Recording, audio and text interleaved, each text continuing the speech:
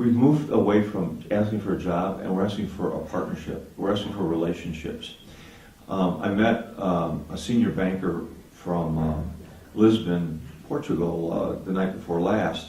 We had a terrific conversation over at the Lord Mayor's house in Dublin, and he was basically talking about how much they valued meeting job coaches and finding out what the job coach could do, not only for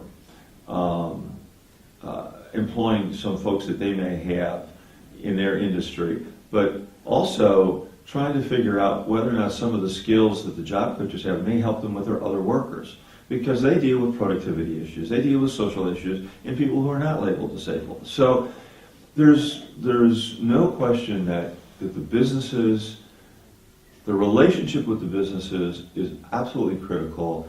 In my keynote yesterday, I mentioned that all good job coaches, employment specialists, they should do their homework before they go to a business. They should get on their website, they should understand what the business does. Their first question shouldn't be, will you hire one of my persons with disabilities, but how is business? How are things going for you? Who are your customers?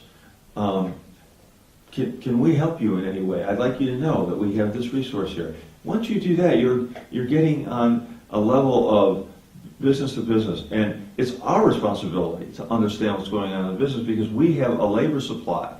Now, once that relationship has been constructed and a friendship there and some trust, you now say, well, I have labor, and yes, this person does use a wheelchair, or yes, this person is visually impaired, but for a person with autism in the right job, this person can do this better than anybody else. They will have 100% success, and I am going to be here as a support person. I was thrilled to hear that the International Labor Organization was potentially interested in this because the ILL can bring huge intellectual capacity and a lot of business experience and treasure to this whole thought process of the relationship. Those countries that are just beginning to get into supported employment, whether they're third world or whether they're ones that are behind the developed countries but are just starting, in either case, they actually have an opportunity to avoid building a infrastructure that is, quite honestly, becoming a dinosaur, okay? I mean, the fact is that even though there are more people right now around the world in sheltered, segregated facilities, that is not the progressive approach. The progressive approach is to include people. The United Nations has said inclusion, okay? The literature supports people doing better when they are embedded in business and working in business.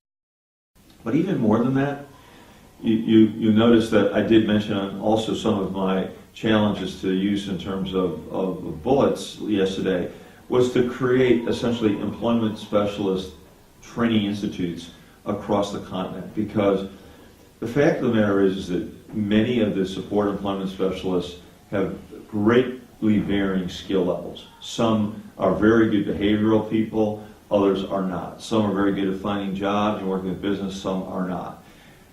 We have got to have a standard set of competencies that allow people to be, to hit at least a minimum threshold criteria of expertise before they can go out and work with people with disabilities and work in business. We do this with accountants. We do this with other, with nurses. We have essentially a criteria. And I really think that is going to have to happen across the continent. I don't think it can just be done in one state or another. I know in the United States we're trying finally, after almost 30 years, to create a national registration where people have to go through a certification program, take a certain set of written courses with a clinical certification. And we're behind on that, Michael. We're extremely behind on that.